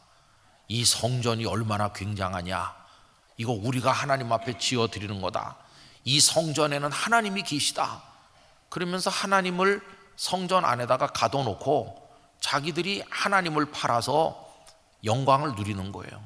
하나님 가만히 계세요, 성전 안에 편안하게 계시면 우리가 알아서 다 제사도 드리고 우리가 다 알아서 하겠습니다, 이러는 거예요. 그런데 돌 위에 돌 하나도 덧놓이지 않겠다고 하나님께서, 우리 주님께서 예고하신 대로 로마 장군 티투스가 쳐들어와 가지고 그 예루살렘 성전을 완전히 다 파괴했어요. 예루살렘에 가보면 헤롯 당시에 쌓았던 그 성벽의 그 일부가 다 남아있죠. 그 돌이 말이죠, 어디서 가져왔는지 모르겠는데 가로 세로가 막 몇 메타씩 되는 것들을 쌓아 올린 거예요. 굉장하죠, 굉장히. 솔로몬 시대 때 그 건물은 저 땅속 깊은 곳에 있는데 일반에게 공개하지 않아요. 근데 그 위에 또 그 위에 해가지고 이제 점점 위로 올라오면서 계속된 거죠. 여러분, 오늘 읽은 말씀에 스데반 집사님이 사내들인 공회원 앞에서 설교하는 게 그겁니다. 사람의 손으로 만든 거, 사람의 손으로 만든 게 그 성전이잖아요. 사람의 손으로 만든 게 뭐 그렇게 대단하냐는 거예요. 아무것도 아니라는 거예요. 예수님께서 예루살렘에 나귀를 타시고 들어가신 다음에 성전에 돈 바꿔주는 사람, 장사하는 사람 다 내쫓으시고 뒤집어 엎으셨잖아요. 그러면서 뭐라고 선언했습니까? 내 집은 만민이 기도하는 집이라는 거예요. 그게 무슨 말입니까? 너희를 위해서 와서 예배하라고, 와서 기도하라고. 그래서 하나님이 허락해 준 건데, 너희를 위한 건데, 너희는 기도도 안 하고 예배도 제대로 안 하고 여기서 돈 바꿔주고 짐승 팔고 너희들의 원하는 것들을 거기서 얻어내고 하나님을 이 안에 가둬놓고 너희들이 하나님을 조종하냐? 너희들이 하나님보다 크냐? 하나님의 손은 온 우주 만물을 만드셨다. 여러분, 사람의 손이 클까요? 하나님의 손이 클까요? 그거 당연한 건데 우리들은 우리 손으로 만든 걸 굉장한 줄 알아요. 그리고 하나님을 우리 손으로 만든 거 안에 가두는 거예요. 그리고 우리가 하나님보다 더 큰 줄로 어리석은 착각을 하는 거예요. 여러분, 역대하에 읽어보면은 솔로몬이 성전을 지어 바칠 때 솔로몬도 그거 다 알고 있었어요. 아무리 자기가 성전을 위대하게 지은들 하나님이 거기 계실 수 없다는 걸 알고 있었는데, 역대하 6장 18절, 하나님이 참으로 사람과 함께 땅에 계시리이까 보소서, 하늘과 하늘들의 하늘이라도 주를 용납하지 못하겠거든 하물며 내가 건축한 이 성전이오리이까. 이렇게 솔로몬이 말해요. 다 알고 있어, 솔로몬도요. 또 역대하 6장 39절에는 주는 계신 곳 하늘에서, 주님은 하늘에 계신 분이지 요 조그마한 성전 건물 안에 갇혀 계실 분이 아니라는 걸 알고 있어요. 그럼 이 성전이 무슨 의미가 있습니까? 성전은 우리 인생들이 나와서 예배하고 기도하는 곳이에요. 기도해서 은혜를 얻는 것. 그래서 이렇게 말합니다. 주는 계신 곳 하늘에서 그들의 기도와 간구를 들으시고, 이 성전이 기도하는 곳이라 그 말이에요. 또 역대하 6장 40절, 나의 하나님이여 이제 이곳에서 하는 기도에 눈을 뜨시고 귀를 기울이소서. 솔로몬은 알고 있었어요. 이 성전이 워낙 잘 지어 놓으면 하나님이 여기 들어와 계실 거야, 이런 생각 안 했어요. 성전은 하나님을 모실 장소가 못 되고 단지 우리가 여기 나와서 눈물로 기도하면 하나님이 여길 보고 계시다가 우리 기도를 들어주신다. 이 성전은 우리를 위한 곳이다. 이걸 알고 있었어요. 그랬더니 하나님께서도 응답하셨죠. 역대하 7장 15절, 이제 이곳에서 하는 기도에 내가 눈을 들고 귀를 기울이리니. 하나님 말씀이에요. 그래, 성전에 나와서 기도해라. 그럼 내가 그 기도를 들어주겠다.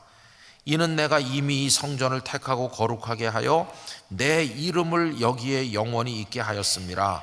내 눈과 내 마음이 항상 여기에 있으리라. 하나님이 내려다 보신다는 거예요. 하나님이 거기 계시진 않지만 이렇게 보고 계신 거예요. 보고 계시다가 불쌍한 인생들이 나와서 회개하고 기도하면 그 기도를 들어주시고, 그런 거예요. 사람의 손으로 만든 거는 그 정도밖에는 안 되는 거예요. 그런데 사람의 손으로 만든 게 너무도 위대해 보여서 하나님을 그 안에 가두려고 하는 어리석은 인생들의 모습을 성경 속에서 많이 볼 수가 있다는 것입니다. 여러분, 우리가 아무리 위대한 일을 해도 하나님이 하신 것에 비하면 아무것도 아닙니다. 선교를 얘기해 볼까요? 19세기까지는 선교를 교회의 선교 이렇게 말했어요. 교회가 선교하는 거다. 교회의 여러 가지 하는 일 중에 하나가 선교다. 교회가 선교한다. 이렇게 생각했어요. 그럼 여러분, 교회가 선교하는 말이 맞는 말일까요? 틀리는 말일까요? 교회에서 선교사도 보내고 교회에서 선교 헌금도 모으고 기도도 하니까 교회가 선교하는 것처럼 보이기도 했어요. 그런데 엄밀히 말하면 그 교회가 선교할 수 있도록 도우시고 역사하시는 분이 누구십니까? 하나님이시죠.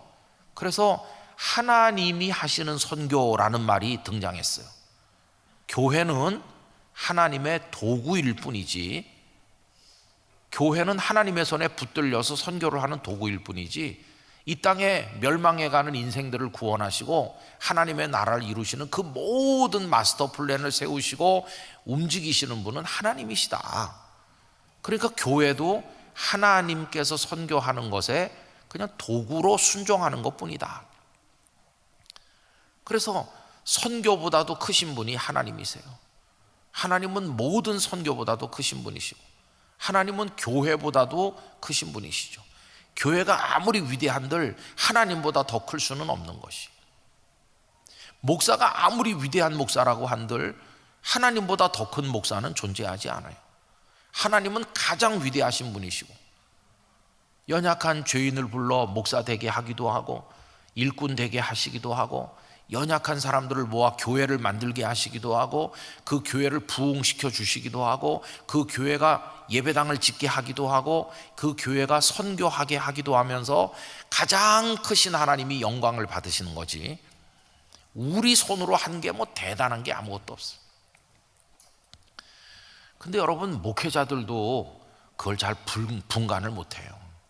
예를 들면 이런 겁니다.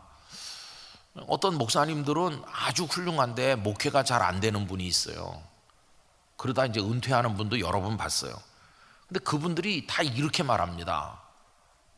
내가 전도사 시절에 어느 교회 가서 청년부 담당 전도사를 했는데 그 교회는 청년들이 계속 쪼그라들고 몇 명 안 됐다고, 한 10명도 안 모였는데 나보고 청년부 담당 전도사를 하라고 그래서 내가 열심히 기도하고 청년들 열심히 이렇게 준비했더니 1년 만에 말이지 50명 됐다고, 이렇게 말하는 분들을 많이 봤어요.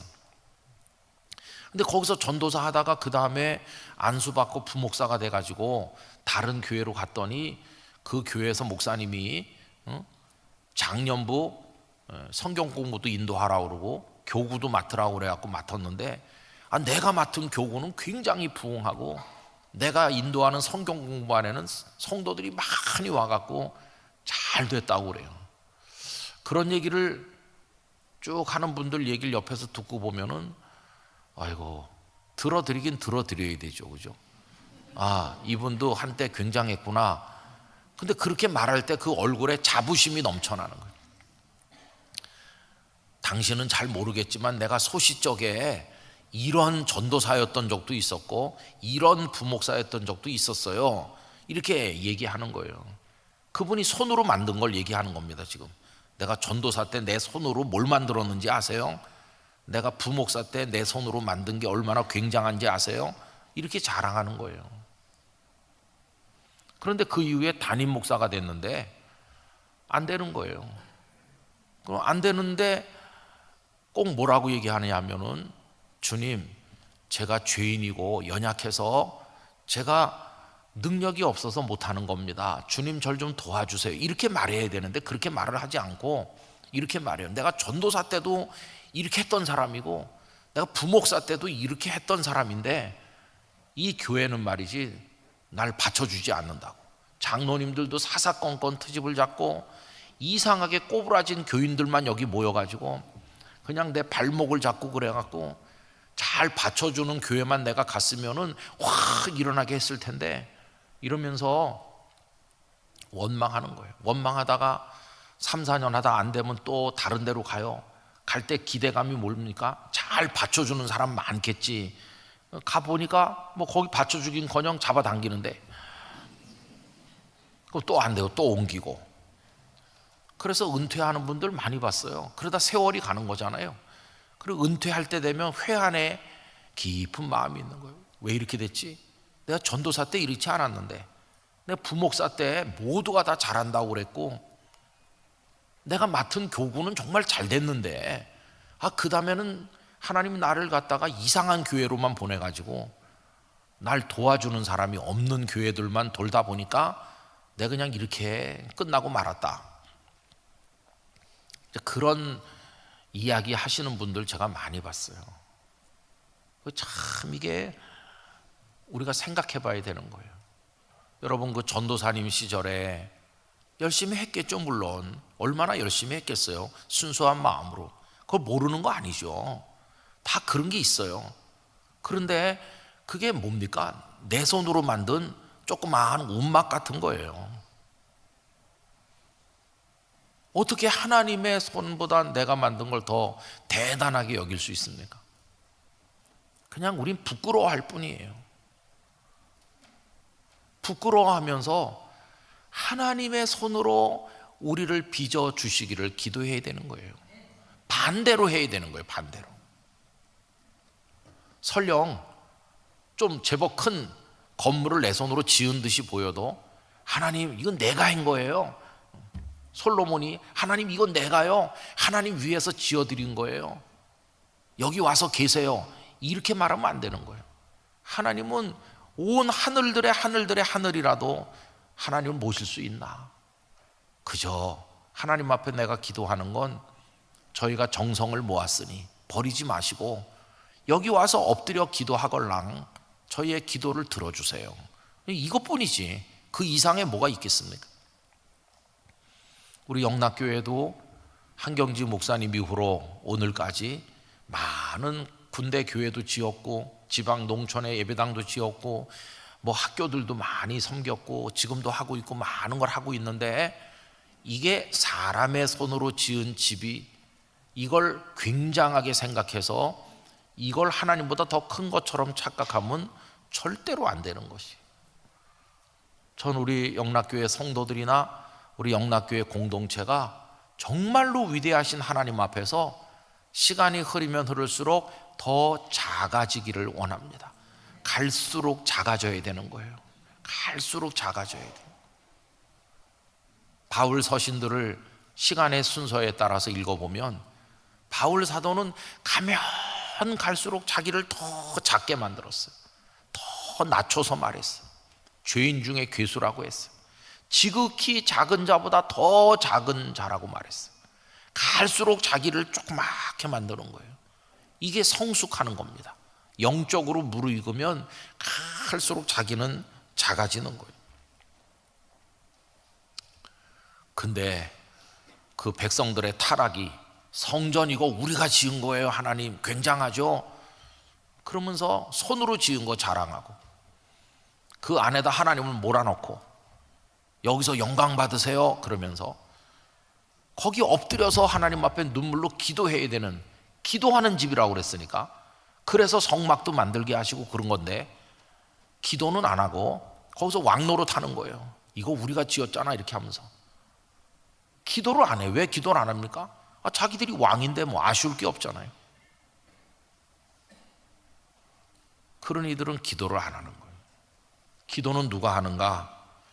하나님을 위해 충성도 했고 헌신도 많이 했고 전도사 부목사 시절에 열매도 많이 맺었고 뭐 나름대로 하나님 앞에 쓰임도 많이 받았지만 세월이 흐를수록 나는 죄인일 뿐이었어, 하나님의 위대하신 손이 나를 붙들지 않았더라면 나는 아무것도 아니었을 거야, 그러면서 가면 갈수록 더 작아진 모습으로 하나님 앞에 엎드리는 사람이 그게 진짜인 것이에요. 전에도 도스토예프스키 얘기를 했던 적이 있죠. 1821년에 나서 1861년까지 60년 정도 사셨어요. 근데 이분이 어떻게 살았는지 전에 잠깐 얘기했던 적이 있습니다. 그래도 아주 굉장한 귀족은 아니지만 중간쯤 되는 귀족의 아들로 났어요. 아버지는 좀 포악했습니다. 어머니는 굉장히 천사같이 자상했습니다. 어머니를 너무 따랐습니다. 사랑하고. 그런데 16살에 어머니가 세상 떠났어요. 17살에 그 아버지는 그의 형과 그를 공병학교, 요즘식으로 말하면 사관학교로 강제로 들이보냈습니다. 군인이 돼서 출세해라. 그래서 이제 공병학교에 다니는데 그 다음에 18살 됐을 때 그 아버지가 평소에 성격이 포악하고 그러더니 아버지의 밭을 농사짓는 농노들이 있는데 그 노동자들에게 맞아 죽었습니다. 아버지가 비극을 겪은 거죠. 그래서 장례식이 끝나고 그래도 학교를 들어갔기 때문에 중간에 나올 수가 없어서 그 공병학교를 20살에 마치고 그는 장교로 임관을 했습니다. 근데 장교 생활을 해보니까 체질에 맞질 않는 거예요. 그래가지고 3년 간신히 최소한의 그 복무를 마치고 제대했습니다.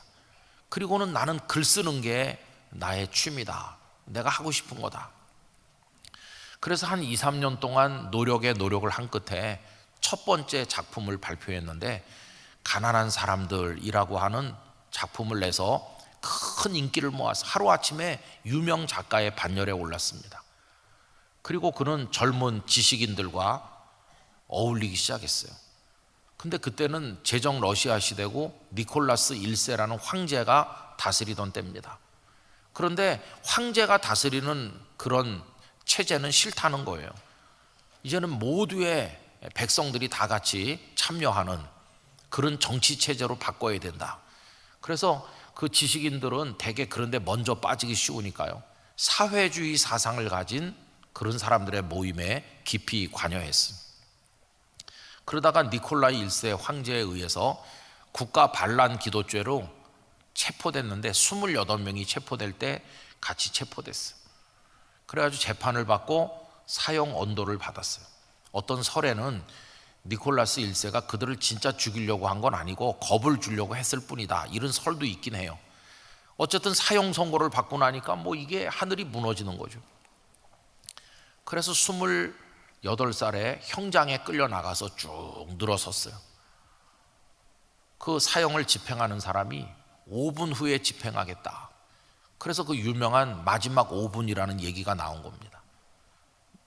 마지막 5분 동안에 뭘 할까? 한 2분 동안에는 같이 죽는 동지들과 인사를 나누고, 그리고 한 2분 동안에는 이렇게 아름다운 하늘과 들판을 바라보고, 마지막 1분은 태어나서 지금까지 살아온 시간을 잠깐 한번 생각해보고, 총에서 불을 뿜으면 내 가슴에 구멍이 나고 나는 죽는다, 이렇게 생각을 했는데, 형이 집행되기 직전에 황제의 특사가 도착했어요. 형을 중지해라. 그리고는 다 시베리아로 끌려갔어요. 엄동설한 시베리아로. 다시는 그 페테르부르크로 돌아오지 못하는, 그냥 시베리아에서 생을 끝마치게.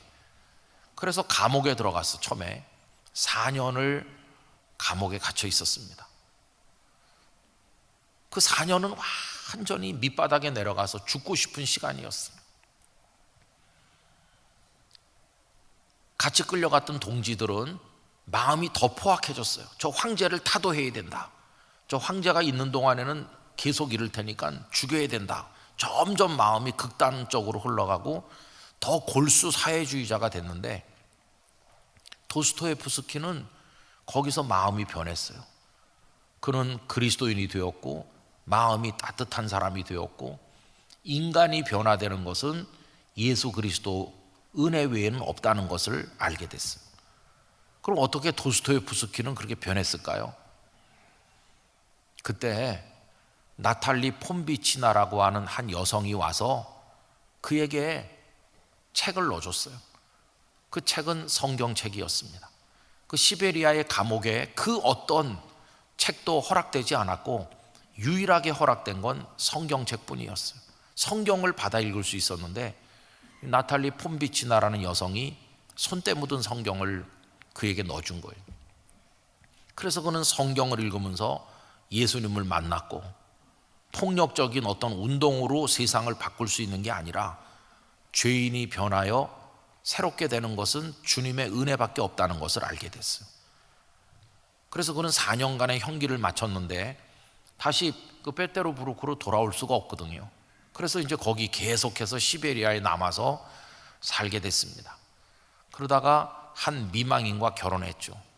그 미망인이 이사예방가, 마리아 이사예방가 그래요. 그 여인과 이제 결혼을 해가지고 살게 됐어요.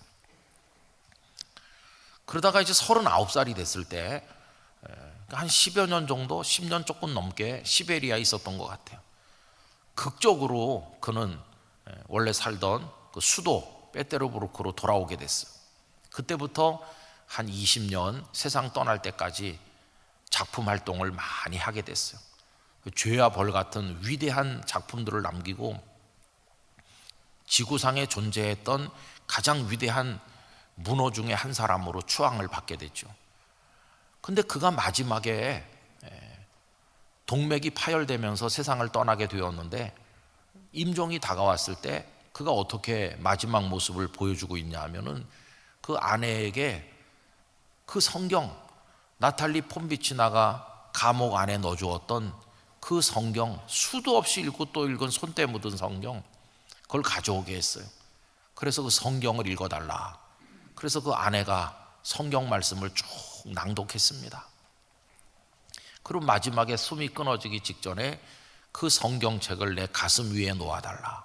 그 성경을 가슴 위에 놓아놓고 그는 성경을 이렇게 손으로 품은 채로 하나님의 부르심을 받았어요. 그는 위대한 문학가로 사람들에게 존경과 박수를 받았는데, 그래서 점점 교만해진 게 아니라 마지막에는 그 성경을 보면 주님을 생각하는 건데, 성경을 손으로 품는 거는 주님을 끌어안듯이, 주님 당신이 아니었으면 저는 죄인으로 멸망했을 텐데 이 마지막 순간 주님께 저를 맡깁니다. 그런 마음으로 눈을 감은 것이죠. 여러분, 성숙한 그리스도인은 내 손으로 뭐 위대한 집을 짓고 내 손으로 엄청난 소설을 쓰고 내 손으로 뭐 학문을 하고 내 손으로 굉장한 걸 했다고 그래서 교만해지는 게 아니라 하나님의 더 크신 손이 나를 붙들어 주신 데 대해 감사하면서 하나님의 더 크신 손 앞에 무릎을 꿇는 거예요. 여러분, 우리가 이 땅에 태어나서 몇십 년을 사는데 온 우주 만물이 다 하나님 지으신 세상이잖아요. 우리가 매일 하루 세끼 밥을 먹는데 그 곡식이 다 어디서 왔습니까? 하나님 말씀 한마디로 지으신 이 땅이 우리에게 먹거리를 제공해 준 거 아니에요. 다 하나님의 손으로 이루어진 것들이에요. 내가 세수하고 내가 옷 갈아입고 내가 뭐 입술 연지 바르고 내가 꾸미는 것 같아도 이 몸뚱아리도 이거 하나님이 빚어 만들어 날 붙들고 계시니까 내가 사는 거지. 여러분, 하나님의 위대하신 손 앞에서 우리 겸손하기를 원하는 것입니다. 우리의 이 두 손은요, 더러운 죄악의 손이고 이 손으로 얼마나 많은 악을 행했는지 말할 수 없어요. 동네 꼬마였을 때는 이걸로 쥐어받기도 많이 했고 이 손 가지고 못된 짓을 너무 많이 했어요. 이 두 손, 이건 우리 대신 주님이 손에 못을 박히신 거예요. 우리 두 손에 죄악을 사하시기 위해서. 우리 두 발로 가지 않아야 될 때 쏟아내면서 얼마나 못된 짓 많이 했습니까? 그 주님이 두 발에 못 박히신 거예요. 우리 발로 지은 죄를 씻기 위해서. 주님이 가슴을 창으로 찔리셨는데 우리의 심장이, 우리 가슴이 얼마나 악한 감정을 끌어안고 살았는지. 주님이 가시면류관을 쓰시고 다 머리가 찢겨져서 얼굴로 피가 흘렀는데 우리 머리를 가지고 얼마나 못된 생각들을 많이 했는지. 주님이 우리의 모든 걸 씻어주신 것이에요. 그래서 우리는 하나님의 손에 의지해서 살고 하나님의 손에 의지해서 구원받는 것이에요. 이스라엘 백성을 건지시는 하나님을 뭐라고 묘사하냐면 편팔과 강한 손, 이렇게 묘사하잖아요. 여러분, 하나님은 편팔과 강한 손으로 오늘까지 우리를 이끌어 주시고 앞으로도 이끌어 주실 것이에요. 그런데 우리는 우리 손으로 뭐 성전 지었습니다, 우리 손으로 뭐 선교를 했습니다, 이 손으로 돈 벌어 가지고 누굴 줬습니다, 내 손으로 한 게 그렇게 대단한 것처럼 어리석은 착각을 할 때가 얼마나 많은지. 여러분, 이 부끄러운 두 손은 뒤로 숨기고 하나님의 위대하신 사랑의 손길에 우리를 맡겨야 될 것입니다. 스데반 집사님이 오늘 본문 속에서 그들을 책망하는 게 바로 그겁니다. 그들을 책망하는 것. 이제 마지막으로 오늘 본문을 우리 읽어보고 이제 정리하려고 하는데요, 다 말씀드린 거기 때문에 이제 읽으시면 쭉 아실 수 있을 거예요. 46절 제가 천천히 읽겠습니다. 다윗이 하나님 앞에서 은혜를 받아, 많은 은혜를 받았죠. 보잘것없는 베들레헴의 목동이 얼마나 많은 은혜를 받았습니까? 그래서 감사해서 야곱의 집을 위하여, 여러분, 야곱의 집을 위하여였지 하나님을 위한 게 아니에요. 우리 인생들을 위한 거예요. 하나님의 처소를 준비하게 하여 달라고 하더니 솔로몬이 그를 위하여 집을 지었다. 하나님을 위해 집을 지었지만 사실은 하나님이 거기 거하신다기보다는 우리 인생들이 기도하고 예배하도록 하기 위한 것이요. 그러나 지극히 높으신 하나님은 손으로 지은 곳에 계시지 아니하신다. 선지자가 말한 바 주께서 이르시되 하늘은 나의 보좌요 땅은 나의 발등상이니 너희가 나를 위하여 무슨 집을 짓겠으며 나의 안식할 처소가 어디냐. 그래서 성전 지으라고 요구하신 적이 없는 거예요. 이 모든 것이 다 내 손으로 지은 것이 아니냐 함과 같으니라. 그런데도 이제 스데반이 그들을 꾸짖는 겁니다. 목이 곧고 마음과 귀에 할례를 받지 못한 사람들아, 너희도 너희 조상과 같이 항상 성령을 거스리는도다. 거기 산헤드린 공회 대제사장 성전을 장악하고 자기들이 주인 노릇하는 사람들 앉아 있잖아요. 너희 조상들이 선지자들 중에 누구를 박해하지 아니하였느냐. 모든 선지자들을 다 박해했다, 그런 말이죠.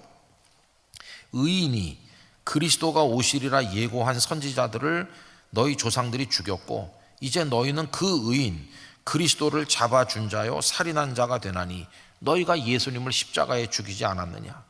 너희는 천사가 전한 율법을 받고도 지키지 아니하였도다 하니라. 그들을 향해서 가차없이 책망한 것을 볼 수 있어요. 지금 스데반 집사님 앞에 앉아있는 그 산헤드린 공회 지도자들은 자기들의 두 손이 하나님의 손보다 더 큰 줄로 착각을 하는 그런 자들이었다는 것을 알 수 있어요.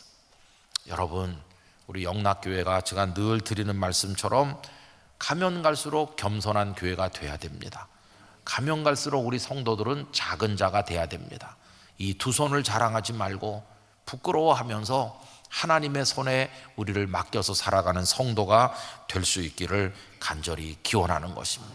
그럴 때 우리는 더 크신 하나님의 손으로 이끄심을 받을 것이고, 우리가 뭘 많이 해도 다 하나님의 하시는 것이지 우린 그분의 도구일 뿐이지 우리를 자랑할 수 있는 건 아무것도 없다는 것을 알아야 될 것입니다.